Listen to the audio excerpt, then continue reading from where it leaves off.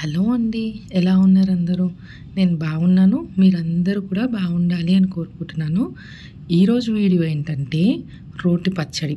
మనకిప్పుడు బిజీ లైఫ్‌లో టైం లేక మిక్సీ, గ్రైండర్ వాడుతున్నాం కానీ, ఒకప్పుడు రోటి పచ్చడి టేస్టే వేరే లెవెల్ అండి.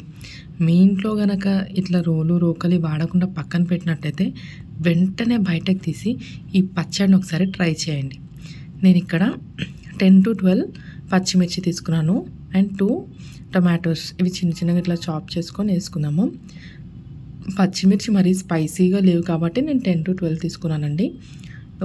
స్పైస్ లెవెల్ని బట్టి మీరు గ్రీన్ చిల్లీస్ని యాడ్ చేసుకోవాలి. అండ్ ఇక్కడ నల్ల వంకాయ తీసుకున్నాను.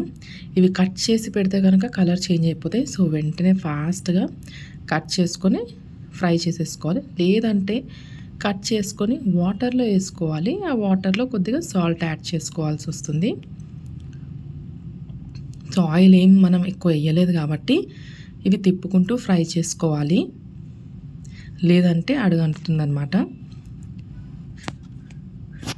నల్ల వంకాయ ప్లేస్లో మీరు ఉంటే తెల్ల వంకాయ కూడా యూజ్ చేయొచ్చండి. అది కూడా టేస్ట్ చాలా బాగుంటుంది.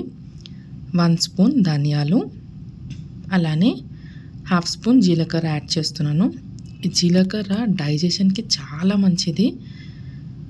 సో మనం ఏ రెసిపీస్ చేసుకున్నా కూడా కొద్దిగా మీరు జీలకర్ర యాడ్ చేసే ఆప్షన్ ఉంటే కంపల్సరీ యాడ్ చేసుకోండి. కొత్తిమీర యాడ్ చేసుకుందాము.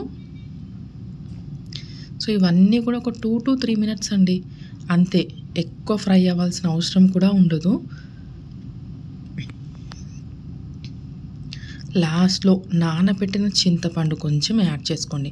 ఎందుకు వాటర్లో నానబెట్టాలంటే మనం రోట్లో చేసుకుంటున్నాం కదా, సో ఈజీగా నలుగుతుంది కాబట్టి నానబెట్టిన చింతపండు వేసుకుంటే మంచిదన్నమాట. సో చిన్న నిమ్మకాయ సైజ్ అంతా, అంటే మనం చట్నీ చేసుకునే దాన్ని బట్టి చింతపండు కూడా యాడ్ చేసేసాను. ఇవన్నీ కూడా కొద్దిగా వేడి చల్లారినాక మనం రోట్లోకి వేసుకొని ఇప్పుడు కచ్చా పచ్చాగా దంచుకోవటమే అండి. ఎంత బాగుంటుందంటే టేస్ట్, వేడి వేడి అన్నంలో గనక మనం ఈ పచ్చడి వేసుకొని తింటే అమృతమే. ఇంకా ఎంతైనా మిక్సీలో చేసిన దానికను రోట్లో చేసిన దానికి చాలా డిఫరెన్స్ ఉంటుందండి. ఇంగ్రీడియంట్స్ మనం సేమ్ యూజ్ చేసినా కూడా టేస్ట్ మాత్రం నాకైతే చాలా డిఫరెన్స్గా అనిపిస్తుంది. మీరు కనుక ఒకవేళ మిక్సీలోది ఇది ట్రై చేసి ఎలా ఉంటుందో మీరు కూడా ఆ డిఫరెన్స్ని ఎక్స్పీరియన్స్ చేయండి. సో చక్కగా దంచేసుకుందాము.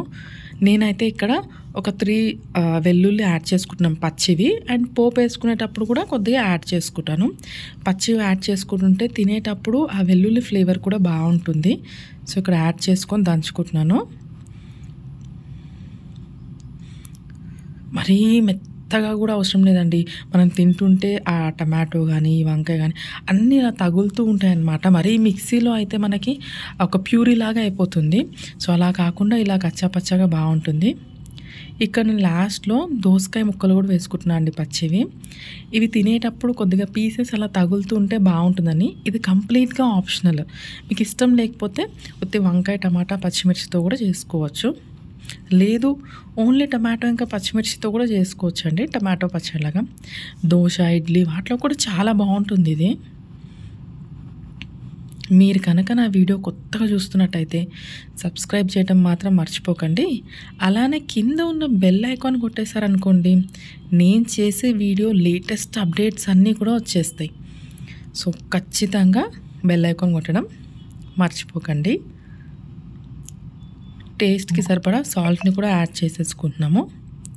సాల్ట్ అనేది అడ్జస్ట్ చేసి టేస్ట్ చూసుకొని వేసుకోవాలండి. మరి ఎక్కువైనా బాగోదు, అలానే తక్కువ ఉన్నా బాగోదు.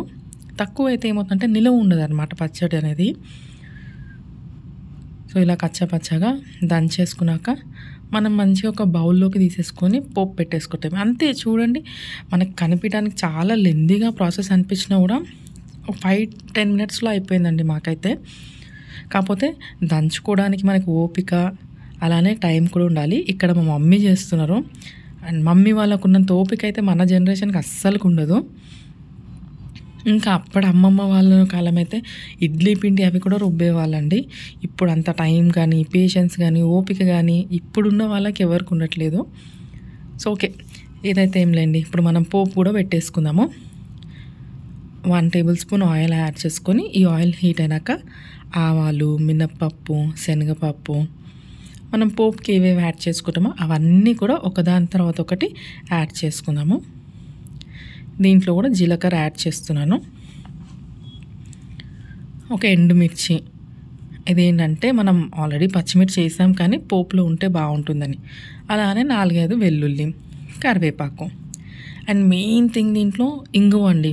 ఈ ఇంగువ యాడ్ చేయటం వల్ల ఆ ఫ్లేవర్ చాలా బాగుంటుందండి. సో పసుపు యాడ్ చేసుకున్నాక చిటికెడు ఇంగువ, ఎక్కువ కూడా వద్దు, మరీ ఎక్కువ వేసుకున్నా కూడా ఫ్లేవర్ చేంజ్ అయిపోతుంది, అస్సలకి బాగోదు టేస్ట్ కూడా. చిటికెడు వేసుకుంటే సరిపోతుంది. ఈ పోపు మనం పచ్చడిలోకి యాడ్ చేసామంటే అయిపోతుంది. సో ఈ సింపుల్ అండ్ ఈజీ రెసిపీని మీరు కూడా ట్రై చేసి టేస్ట్ చేసి ఎలా ఉందో నా కమెంట్ బాక్స్లో మెన్షన్ చేయటం మర్చిపోకండి. అలానే మరిన్ని కొత్త వీడియోస్తో మళ్ళీ మీ ముందుకు వస్తాను. అంతవరకు సెలవు.